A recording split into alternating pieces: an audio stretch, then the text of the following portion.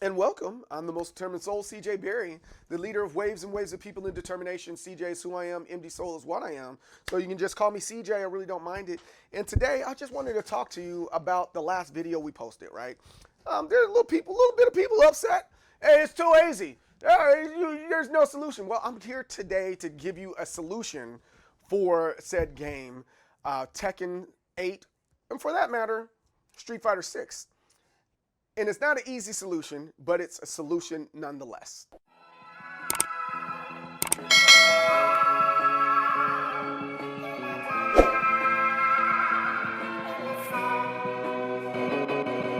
The other day we posted a video talking about games being easy and, get over it type demeanor, right? But at the same time, I actually like Tekken and Street Fighter. I think they're swell for what it is during these modern times and trying to get a group of people into the game. But I think the thing that they could have done better was making sure that casuals had something to do outside of interacting with people online. Right now, it seems like Street Fighter learned their lesson from Street Fighter V. They made Street Fighter V really, really serious. They took Street Fighter way too serious. I think we can agree to that Street Fighter V was extremely serious. That was like, yo, this is a game for competitive players. Let's go. And they lost out on some money there. And as you saw, as the game continued to go on with Street Fighter V, they released, a better survival mode, an arcade mode, in a story mode, and all sorts of stuff, so that those casuals that didn't want to go online and play online, that's what they did. They didn't do that for Tekken. They had Tekken Bowl. Remember, I hope you guys remember Tekken Bowl. Tekken Bowl was an incredible thing. However, Tekken Bowl was some daggone, what is this? What we were looking for is like Tekken Force mode, Tekken Ball mode, Survivor mode, Team mode. I'm pretty sure you remember all those different modes in Tekken back in the day. There's so many different modes back then. It gave a whole lot of casuals something to do. But the thing that Mortal Kombat does well is give those casuals incentives to play offline. And while playing offline, they're leveling up so that eventually they can be eased into the online experience.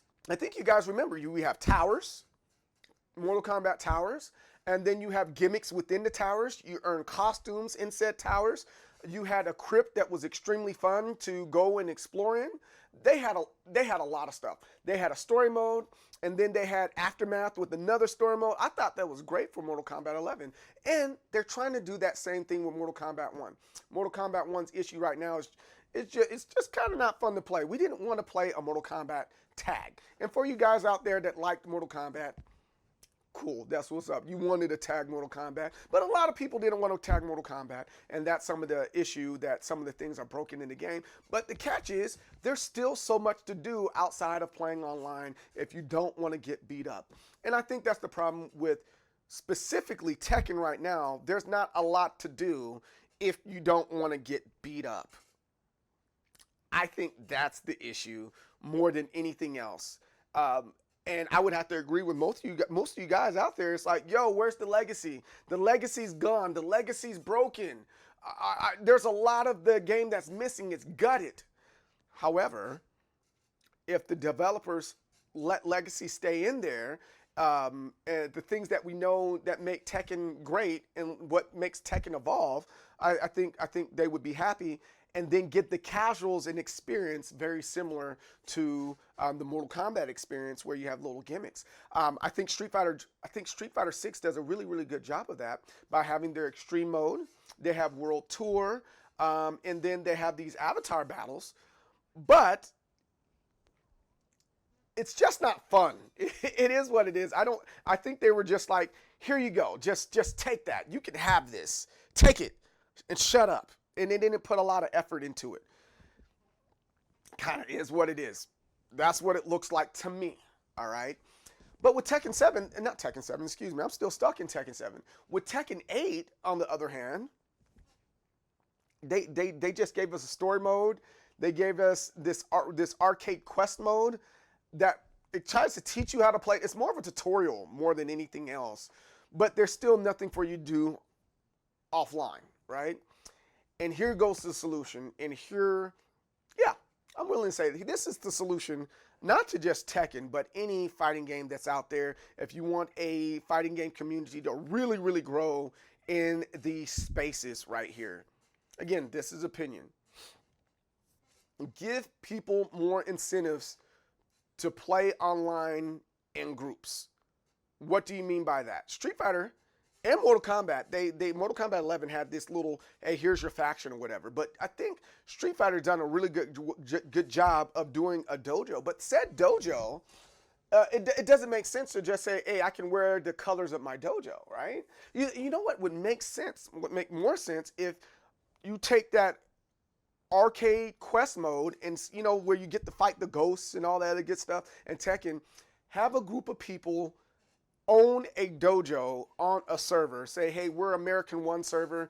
Hey, we have a dojo. You can come into our said dojo, and treat it almost like Pokemon. What do I mean by that? Hey, you have your small people there, that your lack of better words, your scrubs, right? And you have your gym leader. Your gym leader can manage and make the dojo whichever way they want. They can have their hierarchy whichever way they want. And then you have to work your way up through the dojo, and you get points from the dojos that you go to trying to battle and take out other people's dojo. And then once you're done with said dojo, you can go on to the next one and you'll get a badge based off the dojos you defeated. I think that would give a lot of people a lot of incentive to continue to play the game. The dojo itself is the thing that ranks up. You still get your Tekken prowess and all that good stuff, and I think that's a good way to see how good a person is or how long they've been playing. I think that's a great way to see that. But if you take away the rank system in general, I mean, you could keep it overall. Like, some people like ranking up. But if you rank up the dojo and put more focus on a community defending their stuff together, I think that would make more people get more vested in playing the game and playing it well. Again, just an opinion, but I think that's a good way to ensure that a game can go the distance in whatever. I mean, shoot, it doesn't, honestly, that doesn't even apply to fighting games. That can go to a lot of different games where look at freaking World of Warcraft. They have guilds and all sorts of stuff, and they go out on together, or you can go out on your own. You know, and then you come back to your dojo and you're like, boom, this dojo has this many badges. You leveled up. This dojo has this many wins and this many losses. That would be super duper cool. And now it gives you a whole lot more incentives. And then within the dojo, you're talking about having stuff to do. Your bowling alley gets better looking. You know, your Tekken ball mode, your beach, your Tekken ball mode, it levels up and gets better looking as your dojo gets bigger and bigger and bigger. Because the real issue is that because the game has changed, the game ends up being boring, right? You're like, man, this guy's a scrub. I don't feel like playing this. This is a stupid match, right?